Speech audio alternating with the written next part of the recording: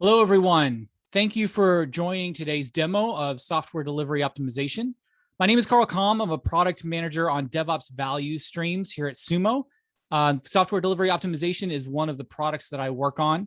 Today, I want to show that to you. I want to give everyone just a minute to join, so may hang out for just a few more seconds, and then we'll go ahead and dive in.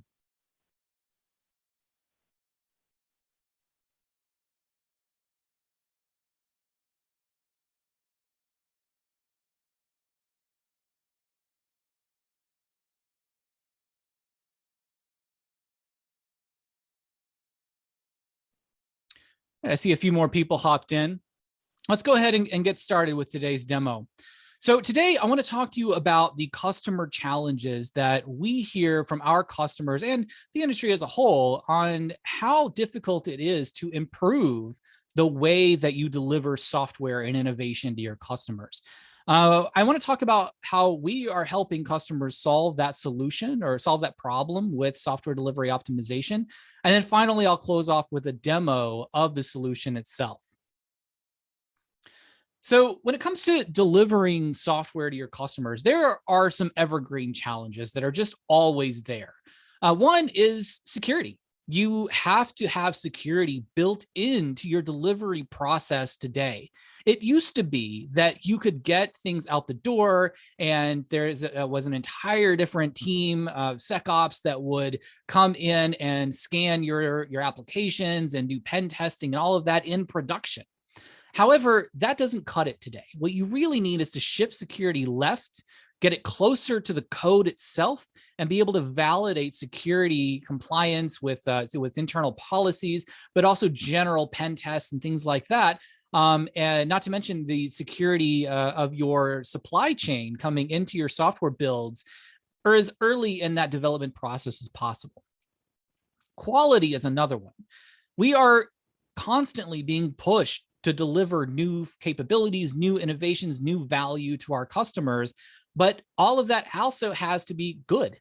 We can't be shipping bugs. We can't be shipping code that is brittle and that breaks under strain. So we have to move faster to keep up with the business, but we also have to keep the lights on. And that juxtaposition can be very difficult for a lot of organizations. Similarly, to the other flip side of that, we do have to move faster. Velocity is incredibly important in today's world. Your competitors are getting faster and they are getting better. And if you do not keep up with the market, then you are at risk of becoming a laggard and going out of business yourself. So velocity becomes incredibly important to be able to keep up with the business and keep up with the market, and also be able to learn from the market and adjust as the market changes. The other challenge that we hear about is around collaboration. We all tend to work in our teams and we tend to view silos just naturally. Silos kind of pop up as we work and as we focus on the things that we are being asked to deliver for the components of the applications that we are responsible for. However, in today's world, we really need teams to be able to talk to each other continuously. That's the entire spirit of DevOps, is being able to collaborate and being able to actually have this notion that your teams should, talk to each other and actually learn from each other and help each other and care about the value that you are jointly trying to deliver to your customers. But that can be really hard.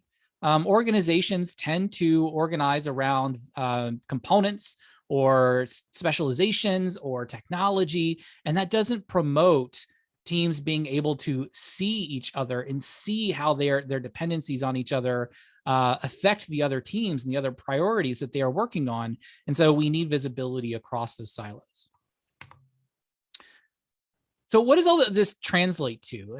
There's some great research out of DORA, the DevOps Research and Assessment team that is now part of Google. They did a bunch of research early on in collaboration with Puppet and later some independent work that they did and came up with 4 key metrics that are leading indicators of your ability to be able to solve those problems we were just talking about. And how good are you at DevOps and how good are you at collaboration and delivering value to your customers? The first one is frequency of deployments. And what they found is that elite performers, the people who are really good at this, can deploy code 973 times more frequently than the lower performers. That's great if you're an elite performer, but if you're a low performer and you can't do this, that means your competitors can. So that's something to really be to consider. When it comes to lead time from commit to deploy, high performers are over 6,500 times faster. They can get code written and delivered to their customers 6,500 times faster than lower performers. And that is also a key indicator of being able to work in small batches, which is really important, not only for velocity, but for agility. When it comes to breaking changes, we found that over the last few years, the industry is getting a little better about this, but the elite performers deliver breaking changes 3 times fewer than the lower performers. And my favorite one, when you do have an incident, when something does go wrong, the elite performers can recover from that 6,500 times faster than lower performers. Like, these are not small numbers. And the gap between the elite performers and the industry and the lower performers is quite gargantuan. And you need to help, you need to understand where you fall into this. But it's not as simple as taking a look at your build and delivery process, right? Because when it comes to delivering value to your customers, there are far, far, far more stages involved, and there are far more personas with all kinds of different responsibilities involved in this. It's not just dev and ops. It all comes down to how well can your organization plan work? How well can you develop in small batches? How well can you adjust when things aren't going right? How quickly can you build and test? How quickly can you release and deploy? And how good are you at monitoring the health of the application, the value that you've delivered once it's in customer hands? Lots of different roles are involved in this. So focusing on just developers or DevOps or SRE paints a too narrow view of the picture. You're not seeing the full value chain, the full value stream that values is moving through. And to make matters worse, a lot of these different personas, they're not using the same tools. So in order to be able to measure the metrics that we were just talking about, you have to collect data from all these different tools that all these different people are using and get that into one place under one normalized schema so that you can actually measure it across the planning in Jira to the version control to the pipelines, to testing, to operation, and to observability. All of that data has to come into one place so that you get that full end-to-end picture.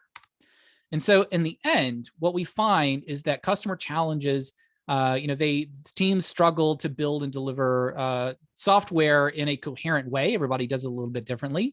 The DevOps tool chain really is fragmented and has lots and lots of different data silos. There is poor collaboration across the teams as a result of those siloed tools, but also just the nature of organizations and how they're built to begin with. And there's a lack of visibility across the DevOps lifecycle that causes you to focus on localized optimization and not optimization of the entire end-to-end process.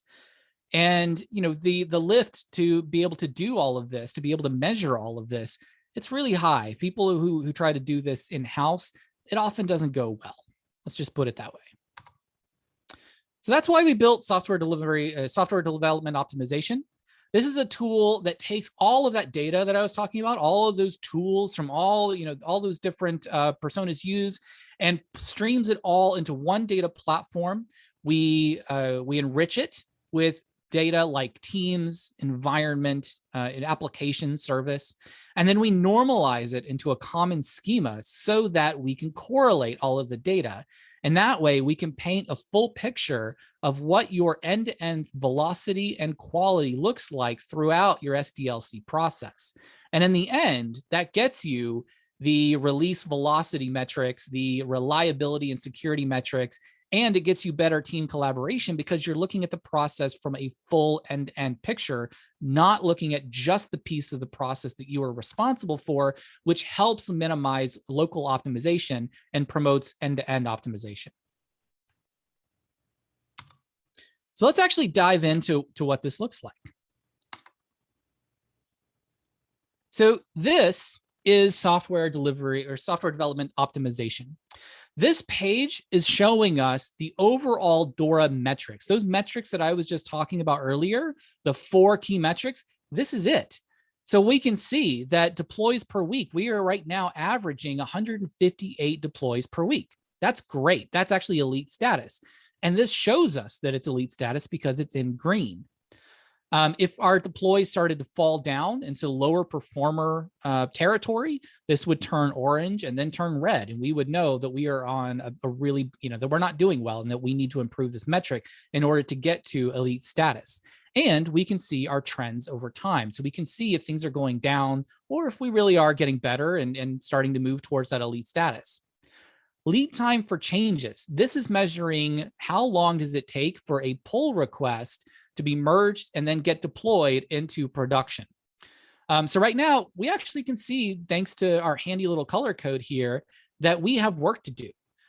However, we can also see down here that we are making improvements. So we are making progress towards this, but we still have a ways to go.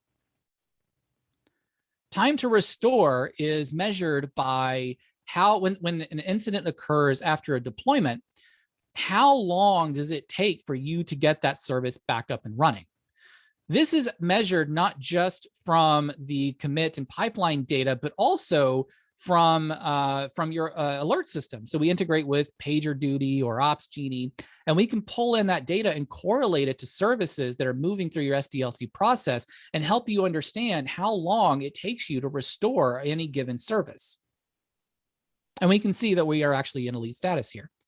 And finally, change failure rate. This is the one that correlates quite a bit of data to be able to understand when a deployment takes place and a failure occurs. Whoa, sorry, I got logged out of my demo environment here. Probably set too long. All right, let's try that again. So while this is loading, the change failure rate, this is telling us about how often when we deploy something, does it result in a failure? How often do we deploy failed builds or have a failed deployment process? And we can see that right now, we only about 13% of our deployments result in some sort of failure. Now, that doesn't necessarily mean a complete catastrophic application, full application down failure. Maybe it's just we saw a degradation, we saw a particular microservice fail, and so one part of our application isn't working right. But this means that 13% is where our current failure rate is. This is really helpful because actually I think 13% is a little high, and I would like to see that go down. But we are technically in elite status, so we have some improvements to do. But maybe this isn't where we focus our efforts right now. So this is great. We get a full picture of all of our DORA metrics. We understand how we're performing as a company and delivering value to our customers. We understand how we're doing compared to our peers in our industry. But what if we actually want to go improve something? Where do we do next? We need actionable insights. Luckily, the SDO solution, the software development optimization solution, helps us do that. So if we were to dive into the deployment frequency, there we go, waiting for this to load, we can see that we can dive into deeper insights into what is causing potentially a lower deployment frequency rate. So we can understand what our deployments by repository are. We can understand where our deployments over time are. We can see like this week, we've got a low number of counts so far. But my favorite is that we can actually compare our successful deployments versus failed deployments. And we see that we have a spike here. So now we know we can go dive into the logs that are coming in from all of our different tools to help us understand what caused this spike, where was this failing. And the other thing that I think is really important is comparing how we're doing over a week over week average. So we can see here that for failed deployments to production, we had 3,000 of them so far over the last week. And then the week before that, we had 2,900. So we're actually ticking up here, which makes sense given the data that we're seeing here. And we can start to dive into this. So if I want to look at just production, wrong one, here we go. I can filter down our data and dive into just the production deployments, and we can see we had a huge spike in failures here in production. So this is really helpful. This helps us understand that where we need to dive in and understand what's going on in our delivery process that we might need to improve. We can also break down and look at lead time. So for lead time, this is how long does it take for a merge to make it into production, get into customer hands. This is really important for throughput, to be able to optimize our pipeline to get value to customers as quickly as possible. Ideally, for high performers, we're seeing them be able to deploy within a day even. So for many customers, that takes quite a bit longer, and for you to be able to get down to that day status, you need to be able to understand where in your pipeline you can optimize. So here we can see that one of our biggest durations that we have is on this master build test pipeline. This one's really, really slow. So what we can do here is dive in a little bit deeper and see all of the average time leads by repos. So we can see here that, on this one, this repo is taking the longest here. We can dive into the logs that are coming out of the VCS system. But we can also look at how the lead time is occurring by team. So we can see which team has the best performance or which ones are the lower performers that we need to go work on. Same thing with the service. In this example, this is just demo data, so everybody is equal.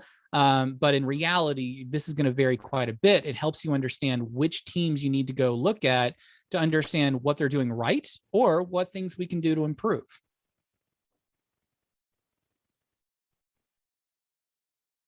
Time to restore is another great deep dive that we can go into to understand the time to restore service trends. Are we trending up or are we trending down? We can also dive into P1 incidents, so understanding which services are causing the most P1 issues and how are they trending over time. And then we can see that in particular, the DB engine service has a high number of P1 incidents. So this is an area where we may want to go dive in and understand exactly what's going on with this service that is causing this high number of incidents.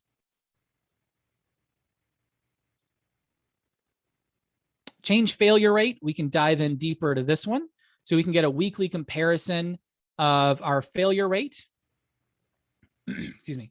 And then we can also understand the failure rate by P1 incidents and then our trends over time. So we get a nice picture by service and by alerts of our change failure rate. And then we can dive in deeper, again, filtering down to specific teams or specific services.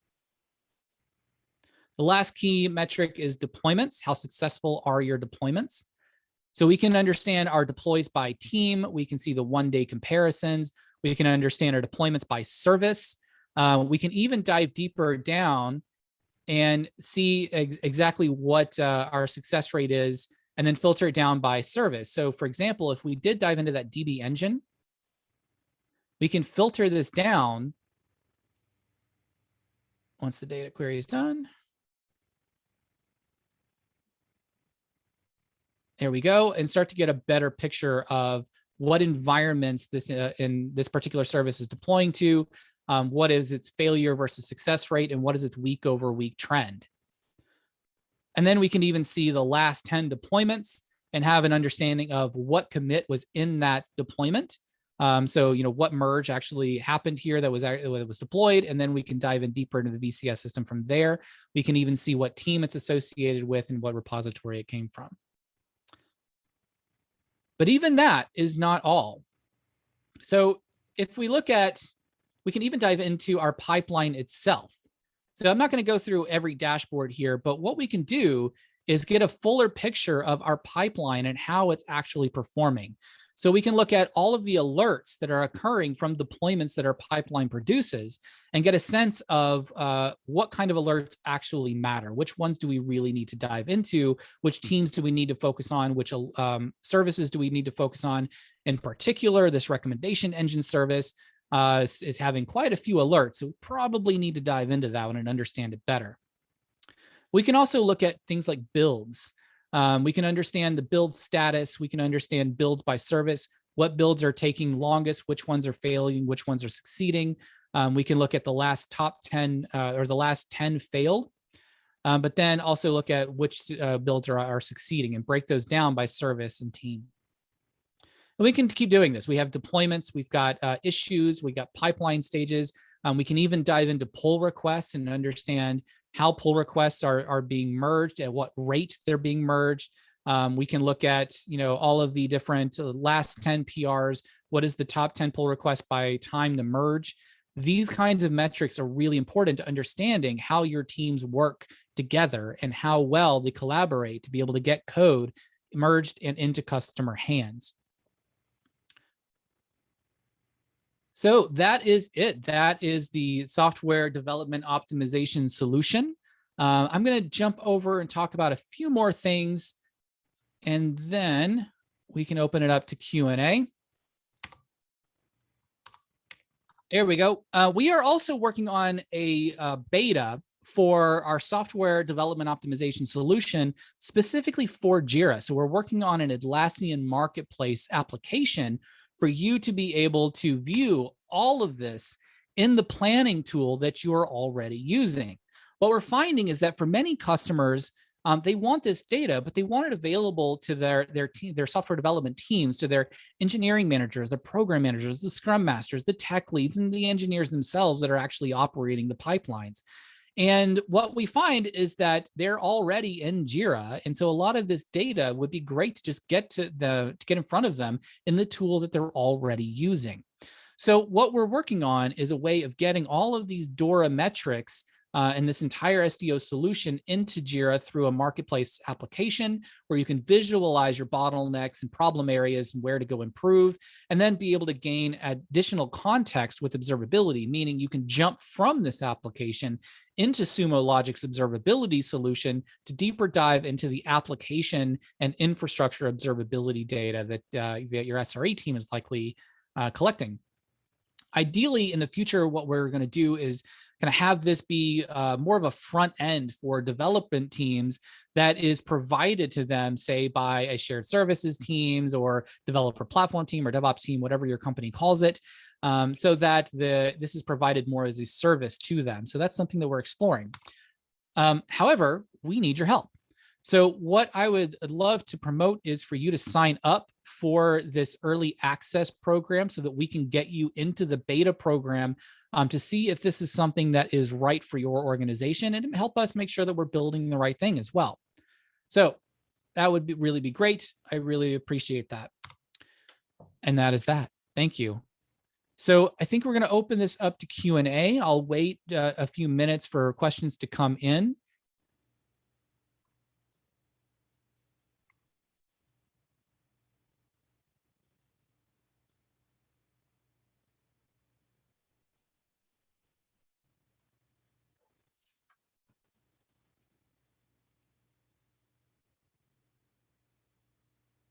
And do check the chat as well.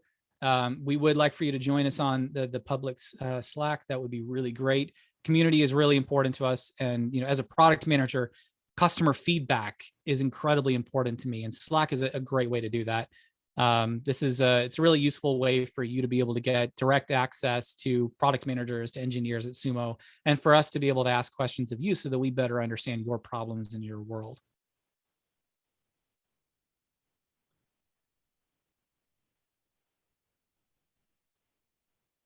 While we're waiting for questions to come in, there's one question that I get quite often around best practices. What are the best practices for measuring the DORA metrics and measuring throughput and velocity of your delivery process? I think there's a couple of things here. One is making sure that you have the right metadata on your performance data. So what I mean by that is make sure that in your Jenkins pipelines, in your Circle CI workflows, your build kite tool, whatever it is, that you are adding as much metadata around the team, the service, the application itself, project data, anything, trace IDs, anything that you can add into those tools to help you understand the context of the data that is coming out of it. So as those tools push out webhooks, as they're generating run data, you need to have more context around that data. So adding more metadata that is business specific logic to it helps any kind of observability solution like Sumo Logic to be able to make sense of that and provide that context to you at a higher level. So all of those filters that you were seeing earlier in the demo around being able to filter down to team or service or repository or whatever else, a lot of that is metadata that customers will add into their pipeline solution or the build solution or whatever else, or even Jira or Azure DevOps. And we use that in our normalization process to be able to provide you with that high level filter and high level context that allows you to dive deeper and deeper into the data, but not lose a sense of what the data means and who produced that data and who it relates to.